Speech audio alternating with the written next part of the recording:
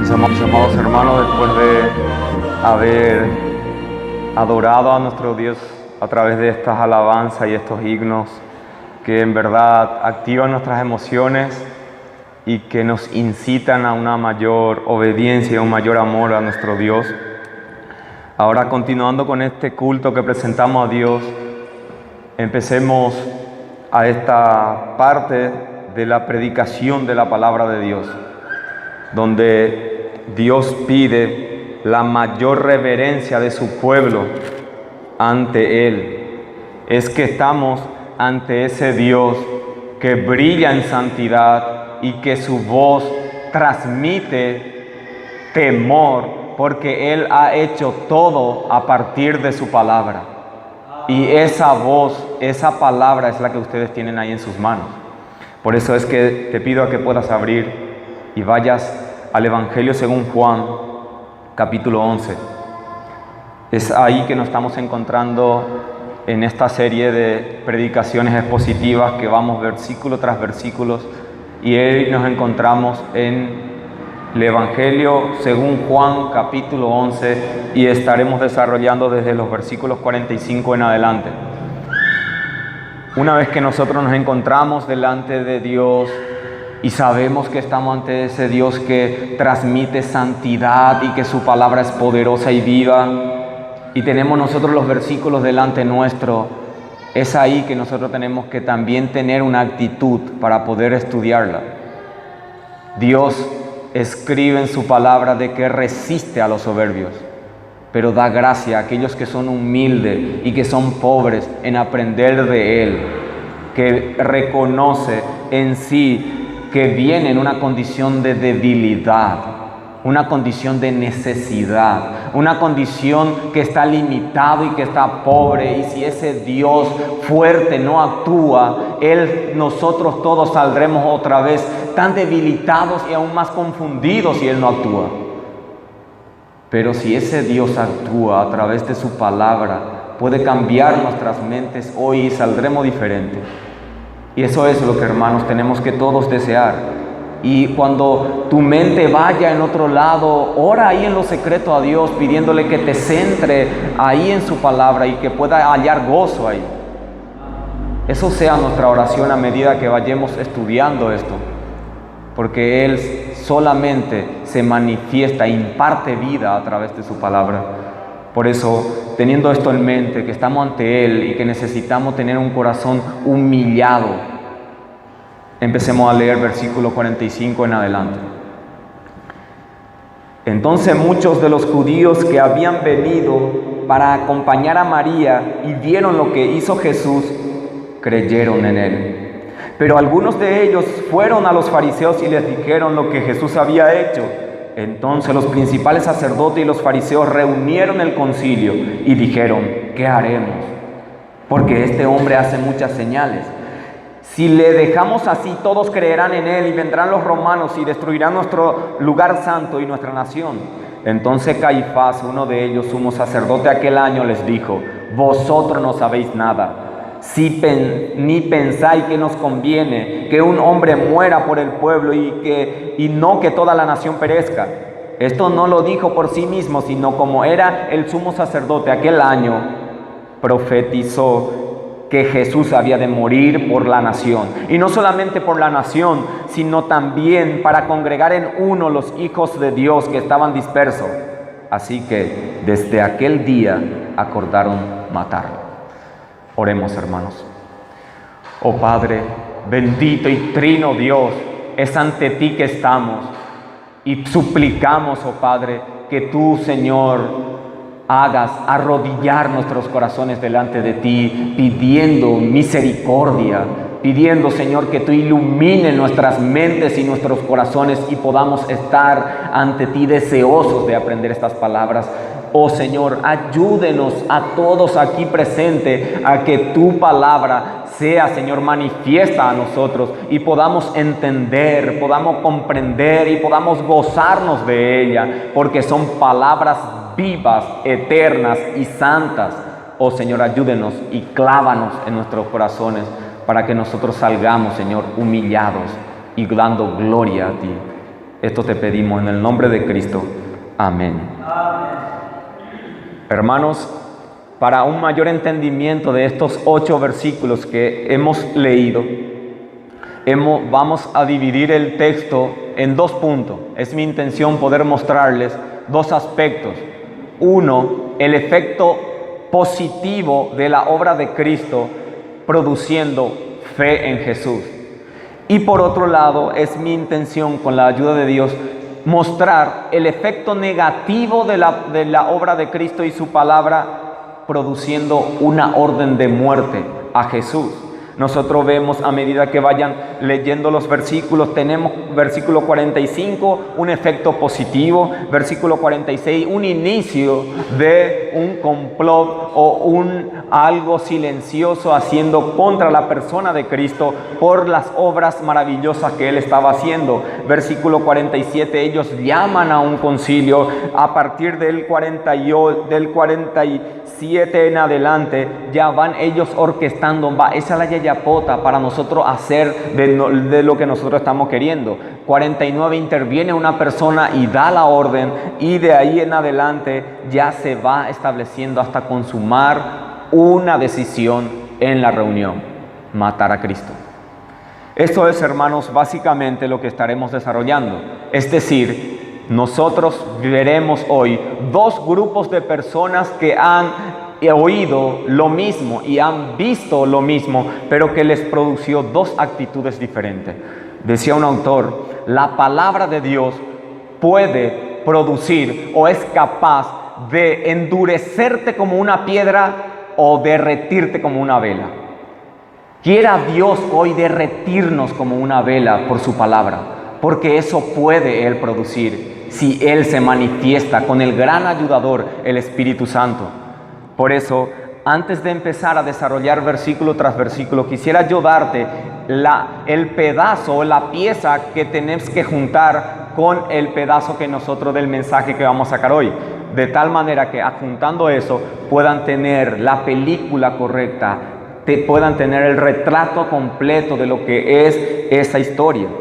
Y ahí nosotros vamos a recordar y vamos a ver algunos aspectos juntos como un panorama de lo que fue el ministerio terrenal de Jesucristo. Nosotros vemos claramente que Él obraba de distinta forma, manifestaba su poder de distinta forma, su poder sobre la distancia, su poder sobre el tiempo, su poder sobre las cosas naturales. Y de todas esas señales, Juan registra 7, de tal manera a que nos pueda mover a nosotros saber qué era el propósito de Él, de que Jesús era el Cristo, de que Jesús era el Mesías, de que Jesús es el Hijo de Dios encarnado y que habitó en medio nuestro. Y aquí lo que se vio en predicaciones pasadas fue el poder de Cristo sobre la muerte, haciendo una obra que es sin igual, incomparable. Todos estos tiempos nadie hizo cosa alguna. Eso hizo Cristo y demostró hacia una persona conocida de Él. Dice que hizo a una persona que amaba, según versículo 5, y ese era Lázaro de Betania. Este hombre un día se enfermó muy mal y con la desesperación sus hermanas Marta y María fueron tras él, pero Cristo no recibió la desesperación de Marta y María. Cristo quedó muy tranquilo. No fue inmediatamente al punto del peligro, sino que Él en sí quería manifestar mucho más que una sanación en la persona o en la enfermedad de Lázaro. Así que dejó voluntariamente que la enfermedad se vaya complicando hasta que ya es intratable y le llevó a la muerte a Lázaro. Es decir, como dice un autor, no es que Lázaro estaba simplemente muerto, sino que estaba bien muerto. De tal manera que las posibilidades sean ya nulas, 0% de posibilidad de que Él vuelva otra vez a la vida. Es por eso que cuando el Señor Jesucristo decidió irse ahí, acompañado de sus discípulos, se acercaron Marta y María con unas mismas palabras. El versículo 23 y el versículo 21 y el 32 dicen lo mismo, que Marta y María le manifestaron al Señor cuando Él hizo presencia en ese lugar, diciéndoles: si hubiese estado aquí, Señor, no habría muerto mi hermano. Es decir, Cristo, nosotros te agradecemos que hayas tú venido hasta aquí, pero te damos la noticia de que ya es en vano tu presencia. Si tú estabas antes, mi hermano no habría muerto. Hermanos, ustedes se imaginan aquel momento, ese lugar de velatorio, reinaba ahí la amargura, reinaba la tristeza, el poder, la impotencia en ellos. Y eso nos lleva a nuestro primer encabezado del efecto que hizo el Señor Jesucristo hacia un grupo de personas.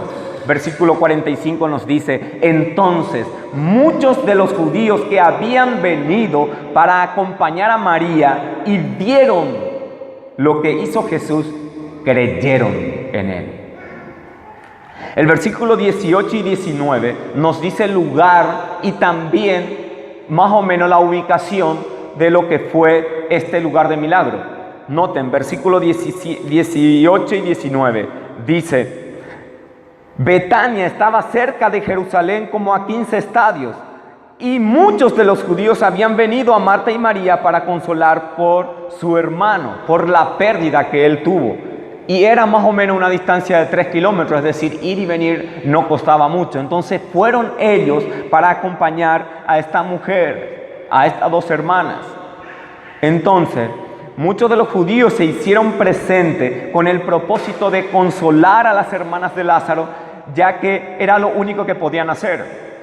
Uno se siente impotente en un velatorio, porque uno no le puede volver otra vez la cosa perdida a la persona que están perdiendo un familiar. La tristeza en medio de eso reinaba, era muy grande, había lamentos. Jesús pisó ese lugar y expresó unas voces, unas palabras autoritativas y poderosas, y cargaba en él haciendo una obra sorprendente, inimaginable. Ni aquellos que confiaban tanto en él, que fueron Marta y María y que le llamaron para tal efecto, solamente querían que le cure a su hermano. Pero Cristo, con su poder, dijo: Eyúape, Lázaro, ven fuera. Y respondió, mostrando el poder sobre la muerte. Eso fue lo que pasó antes. Todos los judíos presentes ahí, que eran testigos oculares, cambiaron de actitud. Pero hubo dos actitudes. Una parte, algunos que iban como misericordiosos hasta Betania, terminaron siendo ellos los que recibieron misericordia. Ellos creyeron en él. Y este milagro generó divisiones en sí. Uno, aquellos que creyeron, versículo 45, y otros que vamos a desarrollar a partir de ahora, que es lo que no creyeron y quisieron frenar o cortar lo que él estaba haciendo. Esto dice versículo 46, pero algunos de ellos fueron a los fariseos y les dijeron lo que Jesús había hecho. La primera palabra ahí, pero, significa una palabra neutra, es decir, el pero puede manifestar o una aprobación o una desaprobación. El pero que nosotros estamos teniendo en versículo 36 es un pero con una intención maliciosa, con una intención contraria a lo que él quiso manifestar. Ese lugar, en vez de ellos ser ablandados, en vez de terminar convencidos, ellos se endurecieron más y ellos se enfurecieron más. Ojo hasta Jerusalén, de Betania, lugar de milagro, ojo hasta Jerusalén. Donde a los fariseos, va a Jesús. Y estos fariseos que eran la autoridad, eran más o menos los supervisores o los administradores de la fe en ese tiempo, en estos versículos nos muestra de que ellos, al oír esas palabras de estas personas judías que fueron ante él, expresaron otra vez una forma de ver como un peligro. No vieron con buenos ojos. En esto demuestra, hermanos, la asombrosa maldad del corazón del hombre, que nadie puede ser salvo solamente viendo algunas obras. ¿Recuerdan? Y acá viene en mente Lucas 16:31. ¿Recuerdan Lázaro y el rico? Cuando él pidió que algunos de ellos vayan y le prediquen a sus familiares, porque en la casa de él hay muchos inconversos y él no quiere, no desea que vengan al infierno. Envía a Lázaro. Y él claramente expone: tienen a Moisés y a los profetas. Si a ellos no les oye, tampoco se persuadirán, aunque alguno se levante de los muertos. Eso es lo mismo que se está pasando con estos judíos. Vieron a un hombre resucitar por la palabra de Dios, pero no le movió para tener fe en él. Se endurecieron más. Porque, hermanos, en este tiempo Dios no hace milagro a través de nuestras vistas. Dios hace milagro a través de nuestros oídos. Oirán su voz y tendrán fe. La fe viene por el oír y el oír la palabra, y sigue siendo la palabra que tú tienes en tus manos. Esa voz puede usar Dios y cargarlo espíritu, y cargarlo vida, y cargarlo poder, y cambiar tu corazón y tu mente. Él puede hacer eso. El mismo fuego que derrite la cera endurece la arcilla. Y en ellos, los fariseos, fue este fuego endureciendo más esa arcilla de su corazón. Y había hombres simples que le derretía esas palabras, porque eran poderosas en sí mismas. Cuando ellos recibieron la noticia de estos judíos que vieron como testigo lo que Jesús hizo, versículo 17 dice: entonces los principales sacerdotes y los fariseos reunieron el concilio y dijeron: ¿qué haremos? Porque este hombre hace muchas señales. Los principales sacerdotes eran una especie de diputados y senadores en las cuestiones religiosas en ese tiempo. Y dice que llamaron ellos a un concilio, que es una especie de una gran reunión o una asamblea, que es lo que nosotros próximamente estaremos desarrollando. Eso fueron lo que llamaron ellos. Y por lo general, sus concilios, ellos en su tiempo eran compuestos por 71 miembros, 71 personas que estaban dentro, de las cuales uno era el sumo sacerdote, y después estaban los principales sacerdotes, los fariseos y los saduceos. Todo esto componían un concilio, y ellos todo entre sí dijeron: ¿qué haremos? Va el ayayapota, porque este hombre no deja de hacer milagros. Este hombre no se frena, sigue haciendo milagros. Juan nos relata 7 de ellos, pero hizo mucho más que eso. Ellos se estaban diciendo: Jesús ya ojasama la raya. Versículo 48 dice: si le dejamos así, todos creerán en él, y vendrán los romanos y destruirán nuestro lugar santo y nuestra nación. No podemos quedarnos con los brazos cruzados.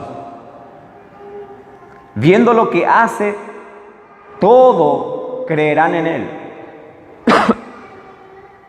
Si nosotros seguimos así, solamente observando y no interviniendo, vamos a terminar que ellos crean ya en él. No podían negar que Jesús estaba haciendo obras poderosas, pero en vez de poner fe en él, ellos procuraron salvar su prestigio y su autoridad, que ya en ese tiempo estaba siendo afectado. Estaba ya en juego la autoridad de ellos. ¿Recuerdan el milagro del ciego de nacimiento? Esto es lo poderoso, que ustedes dicen que no le conocen, pero él me hizo otra vez ver, y le expulsaron de la sinagoga. Él ya no tenía autoridad hacia ellos. La autoridad máxima era Cristo ya para él. Y así son los cristianos. Eso temían los judíos, eso temían los fariseos, de que muchos ya van a obedecerle a ese hombre y no ya a nosotros. Y acá es importante, hermanos, recordar un aspecto histórico, de manera a poder enriquecer más aún lo que estamos teniendo. En ese tiempo, en el tiempo que se ha escrito estos versículos, Israel estaba bajo las manos del fuerte imperio romano. Aquellos hombres conquistaban toda la zona, invadían y conquistaban. Es decir, casi 3 continentes en sí estaba bajo el imperio romano. Era poderoso y su fuerza del imperio, por sobre todas las cosas, radicada en la arquitectura, en las leyes y por sobre todo en sus temibles tropas de soldados. Tenían tropas entrenados y equipados para invadir cualquier territorio. Y en el año 63 a.C., Pompeyo invadió a la zona judía, a la zona de Israel. Y desde ese tiempo hasta aquí estaba ya manejado por los romanos. Pero al igual como nosotros también en nuestra vida como país hemos sido también ganados, colonizados por los españoles. Y todo era manejado por los españoles. Entonces, es más o menos una situación parecida. Pero en particular, estos romanos no es que hacían una dictadura ahí, sino que ellos solamente custodiaban con sus soldados el territorio y les permitía todas prácticas culturales, religiosas, tradicionales. Podían adorar a sus dioses.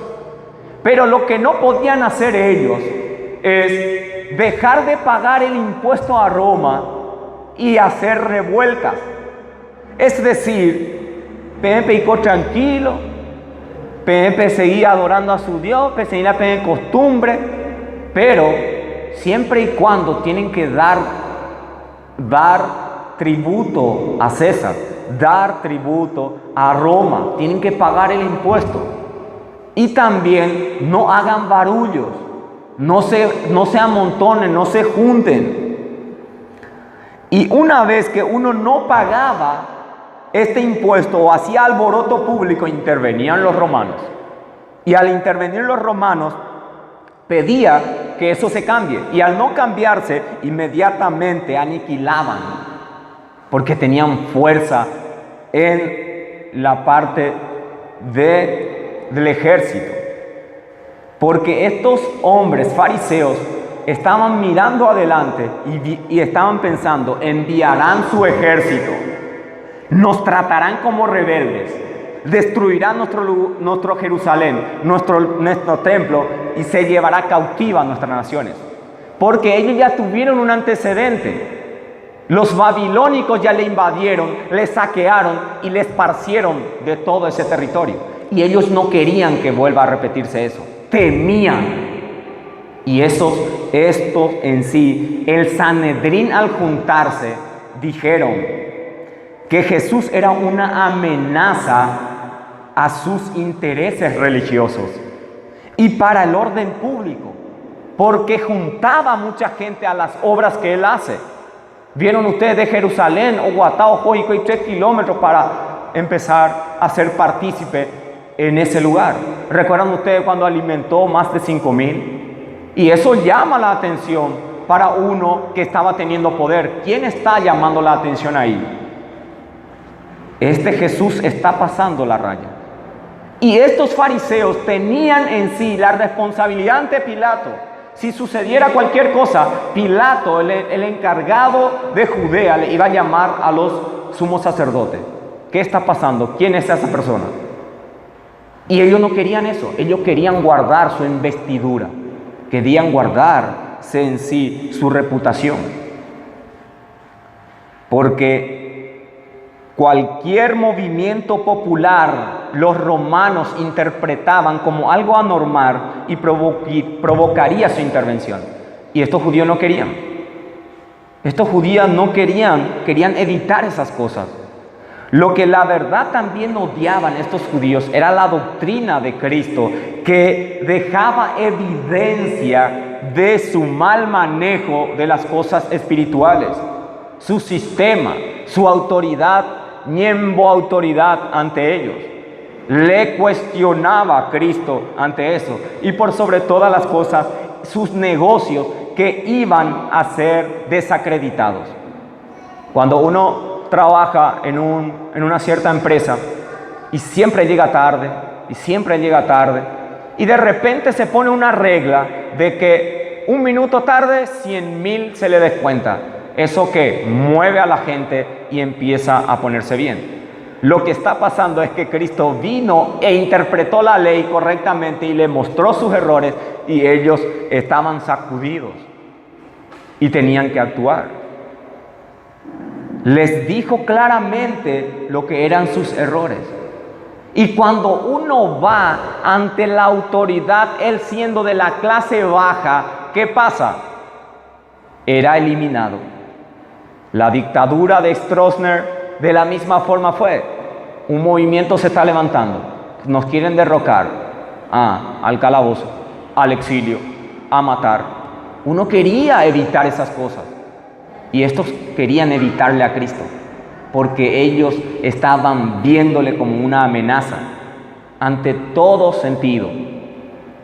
Comenta Flacius diciendo: por medio del temor al César se desprecia a Dios y se crucifica a su Hijo. Y eso con el pretexto de salvaguardar la religión, el templo y la nación. La sabiduría humana se protege a sí misma complaciendo al hombre y ofendiendo a Dios.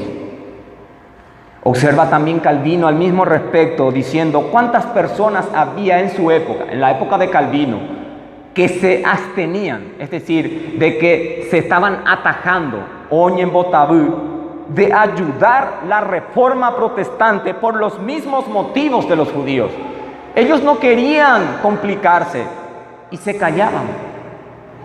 Y esa misma forma están haciendo estos judíos. Versículo 49 nos dice: entonces se levanta Caifás. ¿Qué proponieron la gente del Sanedrín? ¿Qué propusieron ellos en el concilio? ¿Qué haremos? Este hombre está haciendo muchas señales. Si nosotros nos quedamos con los brazos cruzados, todos van a creer en él y nos vendrán los romanos. Entonces, ese pensamiento interviene Caifás, un personaje, uno de ellos, pero no era cualquiera. Era el primero, era el sumo sacerdote aquel año. Y les dijo: vosotros no sabéis nada. Junto a Anás, Caifás era uno de los principales sacerdotes en el tiempo del ministerio de Juan el Bautista, en el tiempo de Pentecostés, en el tiempo de la persecución a Esteban. Era un saduceo este hombre, y para ser saduceo uno tenía que tener recursos económicos, es decir, que y plata, y tenía intereses bien particulares este Caifás. Por eso dice, y toma el uso de poder, siendo él el número 1, y dice: vosotros no sabéis nada. Ni pensáis, versículo 50, que nos conviene que un hombre muera por el pueblo y no que toda la nación perezca. Y es interesante aquí, hermanos, analizar este versículo. Caifás no está diciendo es lo legítimo, es lo correcto, eso es lo justo. Él está diciendo nos conviene. Está hablando por su corazón. Nos conviene que un hombre muera. A pesar de que nunca hubo hombre tan justo, tan bueno, tan inocente como el Señor Jesucristo, Él dijo, nos conviene. Nos conviene que este hombre muera. Es mucho mejor que este uno solo, por más de que sea inocente o no, muera en beneficio de toda la nación, a que toda la nación sufra calamidades o que sufra y perezca. Mejor la peteinte. Caifás veía en Jesús un peligro agitador de masas. Jesús cuestionaba esas autoridades. Jesús le hablaba sin pelos en la lengua. Le decía, porque Jesús es la verdad. La interpretación del Señor Jesucristo sobre la jerarquía de Caifás era de que él estaba haciendo una mala interpretación de los niveles jerárquicos. Principales sacerdotes, sumos sacerdotes, fariseos, saduceos. Eso no se maneja bíblicamente así. Esas autoridades no son de esa forma puesta como ponen los romanos, un emperador, unos nobles, unos esclavos. No es esa jerarquía, todos son iguales. Eso le decía, su interpretación también del sábado. También le decía el Señor Jesucristo, y por sobre todas las cosas, expulsó a los mercaderes y cambistas del templo, acusándolos de convertir a una cueva de ladrones, de salteadores, el templo santo de su Dios. Y él era el encargado, él era el sumo sacerdote y permitía esas cosas, que en la casa de Dios ellos hagan negocios. Y comenta un autor, un historiador, que Caifás y su suegro Anás tenían mucha capital alrededor del templo. En el templo venían mucha gente. En la Pascua casi todos los puntos del país venían. Y al venirse había mucho movimiento, comprar y vender. Y Caifás tenía negocio ahí. Uno de las mesas de cambistas era suyo. Y Jesús eso le reprende. Entonces él dice claramente, nos conviene que este hombre muera, porque está viniendo abajo mi negocio. ¿Recuerdan ustedes la historia de uno de los efesios? Que claramente él en Hechos relata a Pablo que estaba él protestando y diciendo: la diosa Diana, el templo Artemisa está cayendo en su popularidad, y está un tal Jesús predicado por Pablo ganando más popularidad. Y él no estaba diciendo porque estaba convencido de que la verdad era la diosa Diana, sino que él era uno de los comerciantes. Él hacía estampitas de la diosa Diana y vendía eso. Es como que en cada cupé un día se venga: no, la verdad es no adorar a este Dios, esto se va a cerrar, tenemos que adorar al Dios vivo, al que la Biblia nos dice. Pero los comerciantes se ven afectados económicamente y protestan. No le importa que la verdad sea la verdad, lo que le importa es las cosas económicas. Eso es lo que están acá Caifás defendiendo.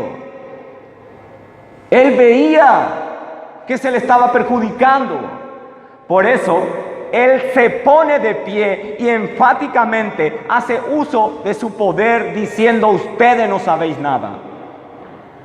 Y acá yo voy a tomar la decisión. Y es interesante notar de que habla en doble sentido.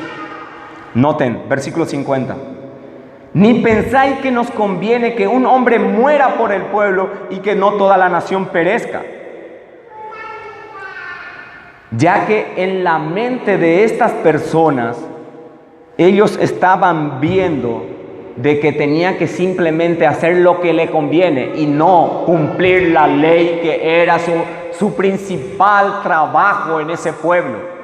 Ellos no dijeron: lo legítimo, lo bíblico, lo que es la voluntad de Dios es hacer así. No, ellos querían eliminar porque no podían. Caifás no pudo con Cristo. Las fuerzas de Herodes no pudo con las exhortaciones de Juan el Bautista. Juan el Bautista claramente les dijo a Herodes: la práctica que él estaba haciendo es pecaminoso. Él, como estaba sirviendo a los romanos en la región de Israel, Israel era un país teocrático, manejado por las leyes divinas, celestiales, de tal manera que ahí se tenía que vivir obedeciendo y temiendo a Dios, y no haciendo mis propias voluntades. Eso le dijo Juan el Bautista a Herodes, que estaba despreciando a su mujer y le estaba queriendo tomar a otra mujer que era prácticamente su sobrina. ¿Y qué le costó a Juan el Bautista? Su cabeza. Porque nadie de los romanos piensa de que hay otra autoridad encima de él.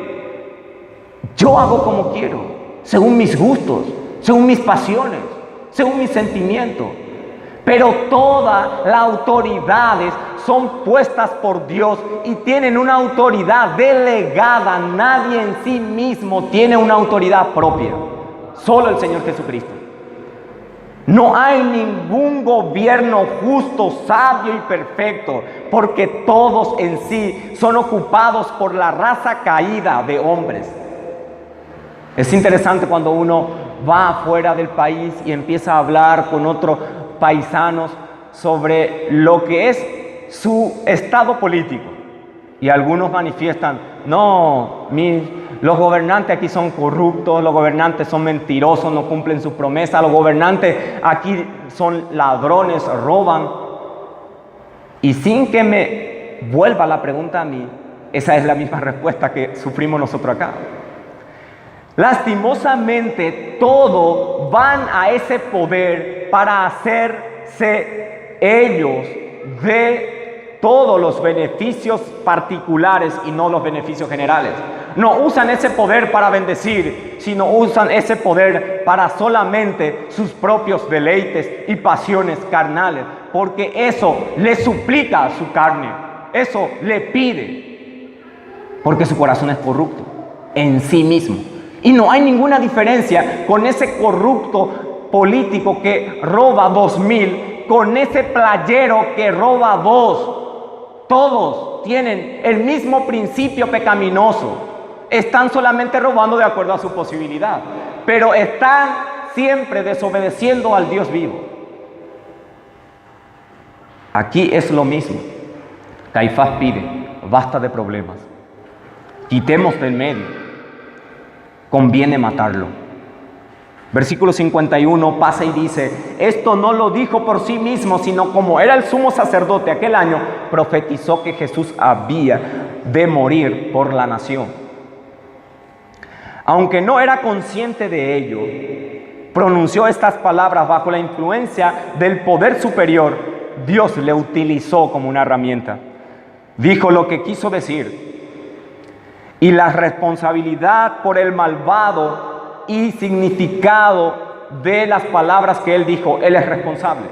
Sin embargo, en la maravillosa providencia de Dios, la selección de la palabra que usó Caifás fue dirigida de tal modo que las mismas palabras pudieran expresar el objetivo glorioso del plan de salvación del Señor Jesucristo.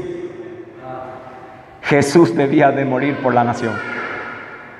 Esas mismas palabras fueron gloriosas y derritieron como una vela a muchos, mientras endurecían cada día más los corazones de muchos.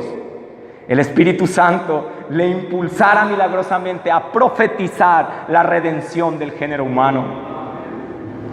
Cuando él pensaba que solamente quería matarle a Cristo, como Caifás y todos nosotros tenemos la conciencia y la subconsciencia, la inconsciencia, actuó ambos en Caifás. La conciencia, es decir, la intención de Caifás de matar a Cristo, actuó. Y la inconsciencia, la subconsciencia, no decidido por él, sino por el Santo Espíritu de Dios, le obligó a utilizar esas mismas palabras que eran una predicción maravillosa, extraordinaria, de vida que iba a dar Cristo al ir a la cruz. Eso él profetizó. Comenta Crisóstomo, Caifás profetizó sin saber lo que decía. Y la gracia de Dios no hizo más que utilizar su boca, pero sin tocar su corazón maligno. Él quería decir lo que quiso. Recuerdan a Pedro acusándole a los líderes. Ustedes que les prendieron y le mataron. Sí, ustedes. Pero según el determinado consejo y anticipado conocimiento de Dios. Así lo hicieron. ¿Recuerdan la historia de José? Cuando le vendieron sus hermanos. Le quisieron vender sus hermanos. Y esa maldad de los hermanos Dios usó para bien, porque Dios es el que está en el volante conduciendo la historia.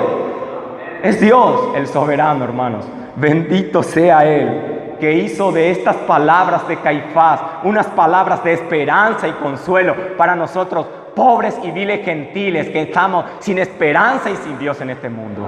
Hizo Dios a través de su perfecta obra.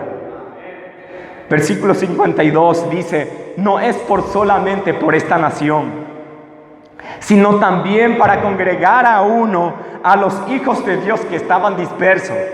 Y aquí es importante, hermanos, nosotros interpretar de las dos formas. Según la interpretación de Caifás, esto no solamente, la palabra que dice, no solamente por la nación, Caifás interpreta y dice, esto no solamente por nosotros que vivimos en este territorio, pero según el entendimiento del Espíritu Santo, teniendo el Evangelio en nuestros corazones, esto no solamente por la nación de Israel, sino por todas las demás naciones. Apocalipsis capítulo 7.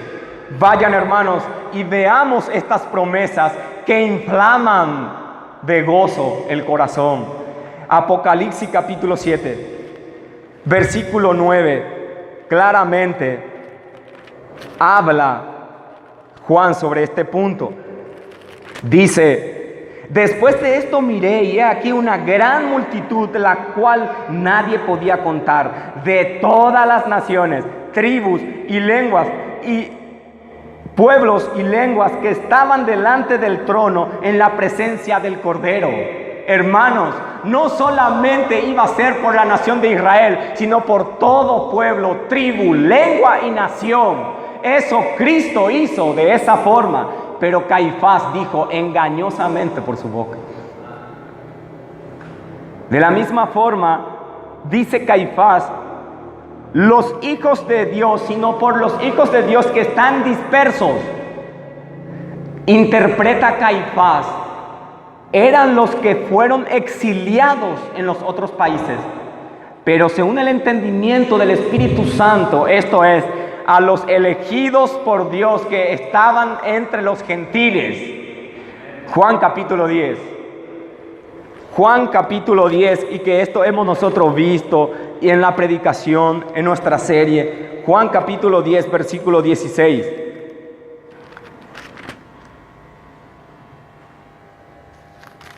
Juan capítulo 10, versículo 16, dice, también tengo otras ovejas que no son de este redil, que no son de esa nación. Aquellas también debo traer y oirán mi voz, y habrá un rebaño y habrá un solo pastor. De la misma forma, Jesús va a hablar en lo que nosotros vamos a desarrollar más adelante, en capítulo 17, versículo 20, una de las oraciones más poderosas que pudo emitir la boca mismo del Señor Jesucristo, diciendo, más no ruego solamente por esto, los que estaban ahí presentes con ellos, sino también por los que han de creer por la palabra de ellos. Estaba Caifás hablando que no solamente por esta nación, sino también para congregar a todos los hijos de Dios que estaban dispersos. De la misma forma, el congregar a uno, interpreta Caifás, que es el pueblo de Israel que va a ser otra vez juntado en su propio territorio. Y van los israelitas otra vez traídos en la tierra que le prometió a su padre Abraham. Eso pensaba Caifás cuando dijo estas palabras. Pero el Espíritu Santo esto interpreta que es la reunión final de todos los miembros de Cristo que se producirá en su segunda venida. Efesios capítulo 1. Vayan, hermanos, y nos gozamos de estas palabras. Efesios diciendo a Pablo, a esta iglesia, lo que es la inspiración divina. Efesios capítulo 1, versículo 10. De reunir todas las cosas en Cristo en la dispensación del cumplimiento del tiempo, así como lo que están en los cielos y como lo que están en la tierra. Eso es lo que quiso mostrar el Señor. Vayan en Juan capítulo 12. Juan capítulo 12, versículo 32, dice claramente, esto es más claro que el agua, hermanos. Y yo, si fuere levantado de la tierra, a todos traeré a mí mismo.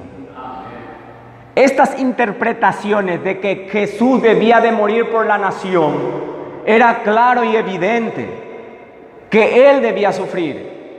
Y no solamente era por la nación, sino por congregar a todos los hijos de Dios que estaban dispersos. Estaba hablando de tú y de mí.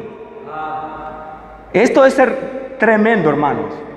Los judíos pensaban que la mayor obra del Mesías, del prometido, del que iba a venir, era de que le quite del yugo romano, que ellos ya no querían estar bajo esa fuerza romana. ¿Recuerdan cuando le preguntaron al Señor Jesucristo, nosotros debemos dar tributo al César? Nosotros tenemos que pagar impuesto al César, porque ellos ya no querían vivir bajo esa esclavitud. Pensaban que en su propio territorio le estaban robando. Y eso fue también lo mismo que pensaron aquellos próceres paraguayos cuando idearon la independencia del Paraguay. Uno no quiere vivir en sometimiento a otro, que es también hombre. Los españoles se estaban llevando todos los recursos naturales que Dios le había dado al país. Le estaban saqueando literalmente. Y estos próceres hoy idearon cómo derrocar esa fuerza. Y es por eso que nosotros somos una nación libre. Y es de la misma forma que estos judíos están pidiendo ya no más estos romanos. Y consultaron al Señor Jesucristo. Y la respuesta del Señor Jesucristo, ¿recuerdan? ¿Cuál es la moneda? ¿Qué cara tiene? Denle al César lo que es del César. Denle las cosas materiales al que es dueño de las cosas materiales. Pero denle a Dios lo que es de Dios. Tu vida es de Dios. Denle a Dios, obedécelo y viva en santidad. Eso es lo que le está diciendo. Versículo 53. Así que desde aquel día acordaron matarle. Desde ese momento, hermanos, cambia la historia. Cada día más se está volviendo en la cuenta regresiva del ministerio terrenal de Cristo. Ya prácticamente estaban cumpliéndose el tiempo de que todo debía de consumarse por tus pecados y por mis pecados. Desde ese día se determinaron estos líderes en Jerusalén en que Jesús debía de morir. Y todo lo que a continuación relata Juan son los lujos y detalles del sacrificio, muerte y resurrección del Señor Jesucristo. Hasta aquí era para llegar a ese momento que para todos nosotros es el mensaje más poderoso que puede haber sobre la faz de la tierra. La única dificultad ahora radicaba ¿cómo hacemos? ¿Cómo hallamos la forma, el momento, el medio de hacer sin hacer alboroto? Porque Jesucristo venía de hacer un milagro muy grande y ellos querían evitar esa popularidad y tenía que hacer astutamente todo. Por eso es que el concilio fue reunido. Ellos tenían su calendario de reunión, pero ante un aviso de un judío que estuvo presente ahí, que vino corriendo a los fariseos y le dijeron, entonces ellos llamaron al concilio a los 70 ahí presentes y empezaron a debatir, va, él allí ya pota. Y Caifás dice claramente ahí, es que uno debía de morir por la nación. Y ese uno era Cristo, era el inocente, era el santo. Entonces, esto es el mensaje, hermanos. El título es la decisión de la máxima autoridad. Caifás como autoridad ordenó, pero Dios había establecido desde el principio de los tiempos de que todo el mundo pecador, este justo debía de venir a morir por todos tus pecados y por todos mis pecados. Lucas capítulo 9. Lucas relata en capítulo 9 expresamente estas verdades. Lucas capítulo 9 versículo 22. Y diciendo, es necesario que el Hijo del Hombre padezca muchas cosas y sea desechado por los ancianos y por los principales sacerdotes y los escribas, y que sea muerto y resucite en el tercer día. Esto era necesario. De la misma forma, versículo 24, capítulo 24, versículo 44. Lucas capítulo 24, versículo 44, claramente expresa lo mismo. Y les dijo: estas son las palabras que os he hablado estando aún con vosotros, que era necesario, hermano, de otra forma no podíamos. Era necesario que se cumpliese todo lo que estaba escrito de mí en la ley de Moisés, en los profetas y en los salmos. Era necesario lo que Isaías en capítulo 53 hizo y dijo 400 años atrás, y dio con lujos y detalles. ¿Quién ha creído a nuestro anuncio? ¿Y sobre quién se ha manifestado el brazo de Jehová? Subirá cual renuevo delante de él, y como raíz de tierra seca no hay parecer en él, ni hermosura se le verán, pero nadie tendrán atracción hacia él. Despreciado él fue y desechado entre los hombres, varón de dolores, experimentado en quebranto, y como que escondimos de él el rostro. Fue él menospreciado por todos nosotros. Hermanos, es esto el punto: que el perfecto muera por el imperfecto, que el justo por los injustos, que el santo por el pecador, porque Dios ha tomado esa decisión, no tú. Dios ha tomado esa decisión antes de que tú nacieses, y Dios ya veía el peligro que avanzaba cuando penetró el pecado en el hombre. En la desobediencia de nuestro primer representante de la raza humana, Dios mira el futuro como el perfecto Dios y veía las calamidades que produciría el pecado, y pone un medio de consuelo y pone un medio de salvación para esta terrible ira que se estaba viniendo desde los cielos. Te pregunto, ¿tú tienes pensamiento maligno? ¿Tú deseas lo ajeno? ¿Tú le tratas correctamente a tu esposa, a tu esposo? Si tú haces esto y se cumple en ti, de que tú estás deseando las cosas ajenas, de que tu pensamiento divaga en codiciar, en envanecerte, de que tú no le estás tratando correctamente a tu esposa, tú pecas. Y el pecado es lo que Dios detesta. Si vos te ves así, tenés que saber que eso produces tu mismo corazón. No es producido por afuera. Esa maldad es producido por adentro, y de adentro es trabajado y expulsas hacia afuera. El pecado no es el mundo. El pecado está en ti, de manera que Dios te llama a ti para que te arrepientas, para que tengas sentido de culpabilidad y no de inocencia. Tú eres culpable por ese pecado. Y esos pecados han sido solamente hechos contra Dios. Solo contra ti he pecado y he hecho lo malo delante de ti. Esos pecados deben ser removidos, pero tus fuerzas, tus capacidades, por más de intentar, nunca podrán mover, porque tus capacidades son limitadas. Tu capacidad de ver es nula, sos ciego. Tus capacidades de oír son nulas, sos sordo. Y la palabra dice que la condición de la raza humana es muerta, y el muerto, ninguna célula está activada, como Lázaro estuvo en esa tumba. Pero la palabra de Dios puede hacer efecto y cambiar ese corazón y vivificar y dar vida y poder, de tal manera que tú ya veas lo que nunca has visto. Y eso solamente puede la palabra, porque la palabra Dios pone autoridad.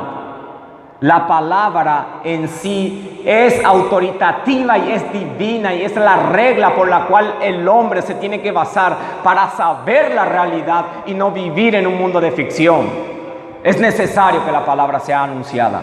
Y hoy, todos visitas y hermanos presentes, la palabra está siendo anunciada de tal manera que tú, pecador, el Señor te manda a todos los hombres y en todo lugar que te arrepientas, que te sientas culpable de que tú le has ofendido terriblemente y enteramente a Dios, de tal manera que te arrepientas y venga a Él. Las aplicaciones prácticas con esto que vemos es que la terrible maldad de la naturaleza caída del hombre no le bastó una obra sorprendente que penetraron por sus vistas, pero no le causó ningún efecto adentro. Siguieron endurecidos. Los judíos que estaban ahí tenían la determinación de no creer en Él, porque no le convenía. Querían mantenerse en su condición de gozo en los placeres carnales. Le querían a Él eliminar y que siga el baile. Te pregunto, ¿tú le estás queriendo borrar a Cristo de tu vida? ¿Tú estás queriendo hacer lo imposible en decir que ese no existe, ese no tiene poder? ¿Tú estás haciendo esto? Permítame decirte que habrá un momento de que cara a cara te verás con Él.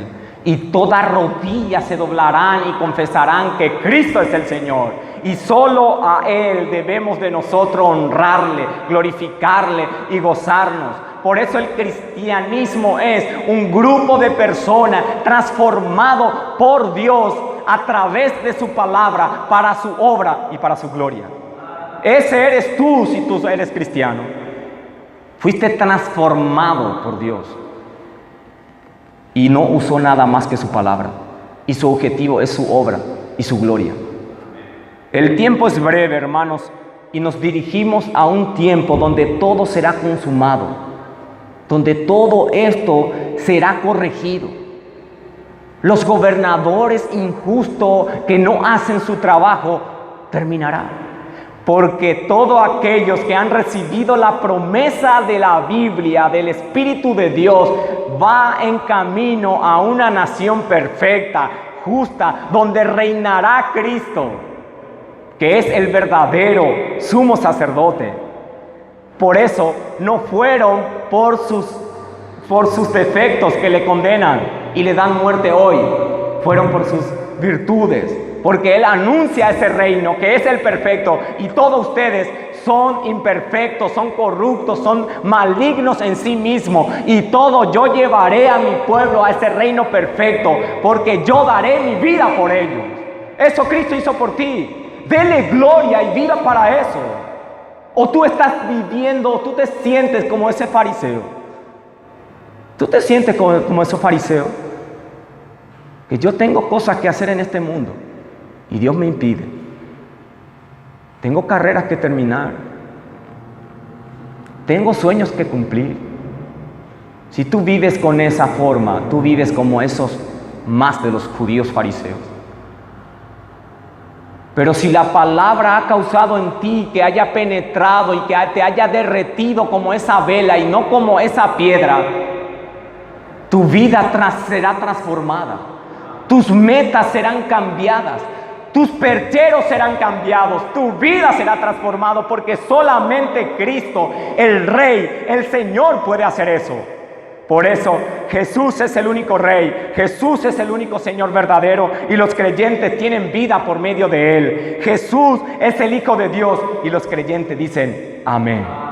El Señor bendiga su palabra, hermanos, y nos mueva a nosotros cada día más a arrodillar nuestros corazones delante de Él.